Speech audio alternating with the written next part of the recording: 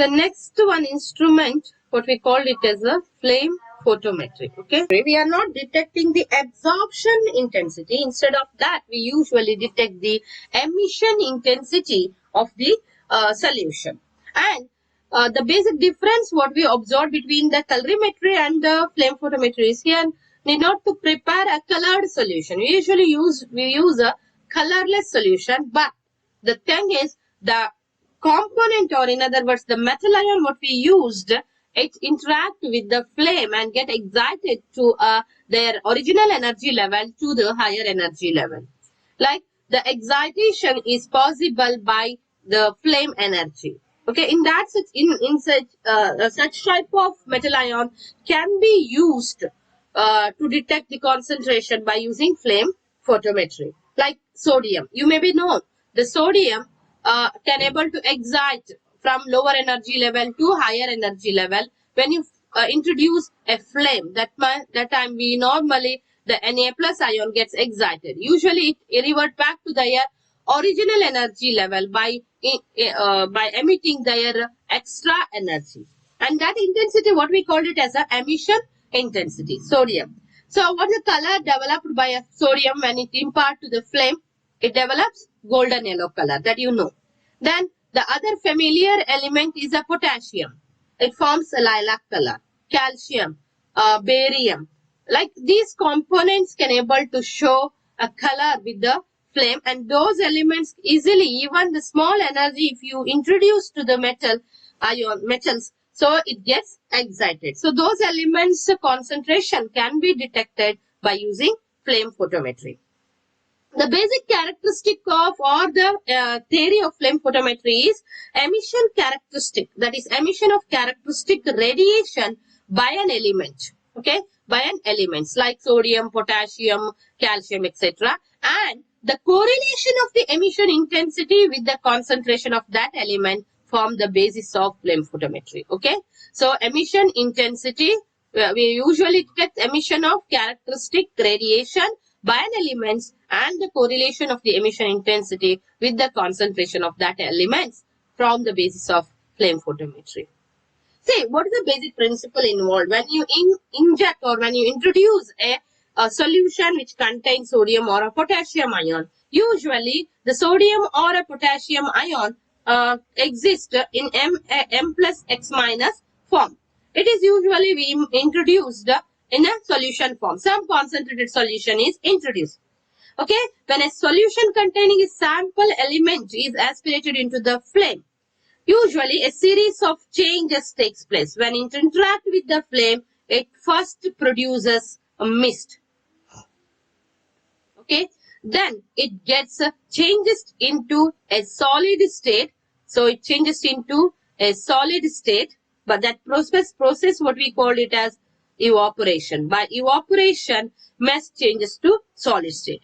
So once it converted to solid state, it converted into MX form, that is what we called it as gaseous form. That you know, solid, if you heated very small quantity of heat, if you supply and immediately if you take back, that time the liquid changes to solid. Yeah, mist state we are not appear, but the solid state you can appear. And that solid, if you introduce to the flame, continuously if you introduce to flame, it get vaporizes, okay, and forming a gaseous state. Okay, then when it enter into the gaseous state, the dissociation of the component takes place and dissociate to forming a positive gas metal ion and the negative gaseous component in the gaseous state.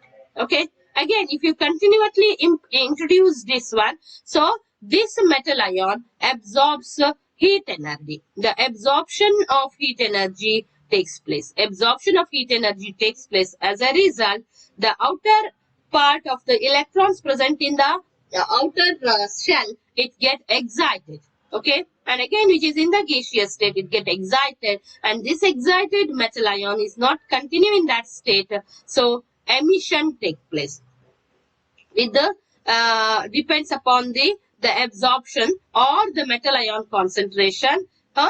Depending upon the concentration of the metal ion, it emits. Okay, so the all metal ions first change into a mist form M plus X minus, then evaporation takes place forming a solid format, then gaseous, then dissociate to forming M gaseous and X gaseous component, the metal which is in a gaseous form. And this gaseous form of metal, when it is continuously introduced to the flame, the absorption of heat energy from the flame takes place and the gaseous metal ion gets excited to a higher energy level. And this unstable state, they revert back to their original state by emitting their extra energy. That is what we called it as an emission intensity. By measuring the emission intensity, we can able to detect the concentration of the metal ion present in the sample. That is, the intensity of the light radiation emitted is proportional to the number of atoms in the excited state. So X amount is, if it is present, the X amount of component is excited, and the light emitted is depends upon the number of atoms in the excited state, and which in turn proportional to the number of atoms in the flame or the concentration of the solution fed into the flame. By measuring this emission intensity by a suitable detector device, the concentration of the solution can be measured. And again, the emitted intensity of emitted radiation is given by E K alpha C, where K is a constant and alpha is the efficiency of atomic excitation, C is the concentration of the solution. Okay, and this is a what the concentration we observed, it is usually depends upon the medium. Okay, then this is about the basic principle involved in the a flame photometry. Okay, instrumentation. What is the setup of this instrumentation? Okay, flame photometry. So this is I just put a block diagram. I'm not taken the depth of the tanks. Okay. Here, normally we fed a pressurized air. We introduce a pressurized air to the flame. Okay, pressurized air is usually introduced to the flame. So you may be observed this type. If you the instrument, some book they given like this. Say here, if a sample, usually we'll take a 10 ml of beaker. In that we introduce a sample. Okay, we'll take a sample, and that sample is aspirated to the what we call by using a nebulizer. We usually aspirate or introduce to the mixing chamber. Okay, atomizer is there. So here. Pressurized air. First, we'll introduce a pressurized air. The pressurized air suck the sample solution into the atomizer, where it changes to atomic state or where it changes to a mist, a fine mist is formed. A pressurized air is fed into the atomizer and produces a fine mist. The nebulizer is used to introduce a liquid sample into the flame at the stable and reproducible rate. And again, it in turn connected with the nebulizer. See here, if you observe in some book, we can observe the first a nebulizer, and then along with the nebulizer in the fuel the sample, we'll introduce a air. Here in this picture, we'll take the sample is then aspirated or introduced. First, we'll introduce the air, but in some book, the sample first introduced and then it is introduced to the then we introduce the air. Okay, both things are possible. And here, when you introduce the air into the atomizer, so it produces a fine mist. The nebulizer usually used to suck the liquid. Nebulizer is used to suck the liquid into the flame at the suitable and reproducible rate, same rate. The mist along with the air passes into the mixing chamber. Here the atomizer, then it is fed into the mixing chamber where the fuel is introduced to burn the sample. Okay, the mist along with the air passes into the mixing chamber, mixes with the fuel. Usually acetylene or hydrogen fuel is passed. Then it is fed into the burner or passed to the burner where the mixture is burned. And here the nebulizer helps to introduce the liquid sample with the required rate. Okay, the same rate throughout the experiments. Here the mixing, then it is mixed with the fuel, then it fed into the burn where the mixture is burned. Once the mixture starts burning, the radiation forms. The radiation from the resulting flame is then passes into the lens, okay, and to an optical filter. And this optical filter usually permits only the radiation of the characteristic element under investigation. Say, if I want to detect the sodium, then I should use a radiation or the filter of 589 nanometer filter. If I want to use this potassium, that is lilac color, so 766 nanometer filter should be used. That is depending upon the what kind of materials or the metal ions or metals we introduce, like sodium, potassium, calcium. So depending upon that, we have to introduce a optical filter.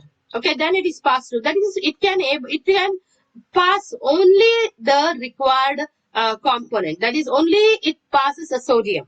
Okay, which permits only the radiation characteristic of the element, sodium element, under investigation. Then it is fed into the or move into the photocell where it takes, and the intensity where we observe the proportional to the intensity of the radiation falling to a photocell. Then it is finally observed in the digital display. That is what the reading we got during the experiment that mainly depends upon the intensity of the emission radiation. Okay, not the intensity of the incident or the absorption. Here, the once we pass the flame into a photocell, when it is introduced to a photocell. So again, before introducing the flame to a photocell or the radiation to a photocells, we have to use optical filter which permits only the radiation characteristic of the elements. Depending upon the elements what we choose, if you want to detect the sodium element, 580 nanometer. If you want to detect potassium, 766 nanometer filter should be used. Like in the case of calorimeter, we use a monochromatic radiation of a particular wavelength. Same way here, we have to take a radiation of the characteristic of that particular elements, like a sodium or a potassium, lilac, which can impart a color to the flame. And then it fed into the photocell. Finally, the amount of light gets excited, or the amount of metal ion gets excited is directly proportional to the concentration of the metal ion present in the sample. And that's why we use a nebulizer, so that it can able to produce, it can able to fed a metal ion of the same concentration throughout the experiment. This is an instrumentation setup. Then, where it is used, the application of this flame photometry. The flame photometry is mainly used to detect the metal ion concentrations of a metal. Okay, it is mainly used to detect the metal ion concentration of the metal, which can able to, or which can impart a particular color to the flame or interact with the flame. Just that means, even by supplying a lower energy or the light energy, so that the electrons of this metal can able to excite. See, these are all alkaline earth metal. You maybe know sodium, potassium. So there we observe a single electron in the outermost shell. So by supplying a very less amount of energy, that is sufficient to excite these electron from these metal ions. Okay. So we'll first create the excitation, then during the excitation, an intensity is emitted, and that intensity is predicted, and that is equal to the concentration of that particular metal ion. Okay. So here, in the application part, here it is used to estimate the sodium or a potassium content in the given sample of water by flame photometry. The stock solution containing about 100 milligram per ml of sodium or potassium are prepared using deionized water. It is just, we'll take, the molecular weight of a sodium or a potassium. Based on that, we'll detect the, we'll prepare a stock solution which contains 1000 ppm of solution. Then it is reduced to 2, 4, 6, 8, 10, 12 milligram per ml of sodium or potassium. Same in the case what we use in the calorimeter. There we prepare some stock solution, then it is reduced to 2 to 10 ml or 10 milligram per liter of the solution. Same way. Here we'll prepare a stock solution about, that is we prepare a calibration curve. 1000 milligram per ml sodium or potassium are prepared using deionized water. Then, to the stock solution, it is further diluted to prepare a series of standard solution. To prepare a series of standard solution. Okay. Say, to prepare the series of standard solution, we usually take 2, 4, 6, 8, 10 and 12 milligram of stock solution into 6 different 100 ml standard flask. That's all. It becomes 2 milligram, 4 milligram, 100 milligram. It is diluted to 2 milligrams. So that's why it is taken in a 100 ml standard flask. Okay. Then in the instrument, we'll usually introduce a suitable filter like sodium or a potassium filter is introduced to flame photometry. Then the instrument should be calibrated by using a blank solution. That is just a water will take blank solution. And if you use a blank solution, the instrument is set to 0. Only this method is adopted in the case of calorimeter. But in this case, we have to set a highest concentrated solution. Usually, we'll set to 100 using highest concentrated solution, prepared standard solution, concentrated prepared standard solution, like 12 mg. Okay, highest. So 0 to 100 will set. That's why what the intensity will get, it is in between 0 to 100. Okay. Then emission intensity of each standard solution containing sodium or a potassium is measured against the blank water solution. Okay. Then the emission intensity, we usually take as concentration of the solution, and the next column is emission intensity. Okay. So concentration 0, 2, 4, 6, 8. We'll measure 0 for 0. Emission intensity is 0. This may be like 0.6. This may be like 1.2. This may be like 3.2. Like so, series of values will get. If while measuring again the same thing, you have to standardize the instrument against blank. Then same way we have to measure the test. We have to same way you have to detect the test solution containing sodium or potassium, and it is you have to detect the emission intensity. If it is beyond the emission intensity 100, then you have to dilute the sample. Like usually we are not sure how much concentration of the solution given. That's why first we'll add this test solution into the flame, and we'll get the some emission intensity. If it is beyond 100, then it is diluted. 50% dilution will detect the solution. Again, if it is in between, then we can observe the concentration. See, it should be within the range what we get emission intensity. The intensity should be in that range, and that type of solution we have to dilute. That is, test solution containing sodium chloride is diluted until its emission intensity falls in the range of calibration curve, and its emission intensity is measured. Similarly, in the case of, or similarly here, in the case of calorimetry, we'll plot a calibration curve by taking absorption along y-axis and the concentration of cupric ion along x-axis. Here, we are measuring the emission intensity. So, we are taking here the intensity of emission, or the emission intensity. The emission intensity is taken along y-axis, and volume of sodium or potassium along x-axis. Same way we'll get a straight line passing through the origin because it holds good Lambert's base law. Okay, first. Then we have to detect the final step is the test solution. You have to find the test solution containing sodium and chloride. So their emission intensity is known.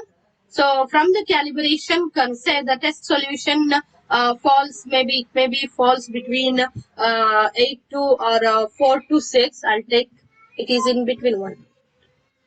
It is a 4 to 6. Then I'll just put a line and you will get here it shows like 6 to 8 to 10. Okay, so we'll get some volume. Okay, and this volume corresponding to the solution, the concentration of the solution present in the sample. Okay, so by this way we can able to find the concentration of the solution, and those solution can able to impart, a metal ion can able to impart color to the flame. Or excitation is possible just by supplying a very low amount of energy.